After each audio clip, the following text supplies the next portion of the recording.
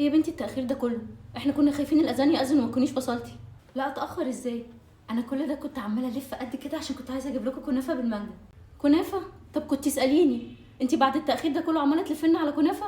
انا اصلا عاملة دايت وماما ما بتاكلش اي حاجة فيها سكر، محدش هنا بياكلها اساسا. ايه ده بجد محدش بياكلها؟ حقكم عليا، كان المفروض اتصل اسألكم وتحبوا اجيبه قبل ما اجي. سيبك منها، ده كلام دكاترة. لا يا بنتي عادي، الفكرة بس ان احنا هنا عندنا كل حاجة، مفيش حاجة ناقصة يعني الحمد لله. لا انا عارفة طبعا مش ناقصكم اي حاجة. انا قصدي ان كان في حاجات كده بالجبنه كنت جبت منها اي حاجه لو انتوا مش بتاكلوا السكريات. طب الحمد لله بقى ان انتي ما جاوبتيش وجبتي حاجه تانية برضو، لان احنا ولا بناكل حلويات ولا معجنات. لا طبعا، ايه الكلام ده؟ عايزه اقولك ان انتي جبتي احلى واكتر حاجه كان نفسي فيها من اول رمضان.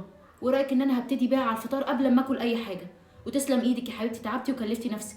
ميرسي يا طنط، يعني دي حاجه بسيطه خالص، يا ريتني كنت جبت حاجه بتحبوها اصلا. مش عارفه بصراحه فجاه ماما بقت بتحب الحاجات دي ازاي. المهم حصل خير، قومي يلا اغسلي ايدك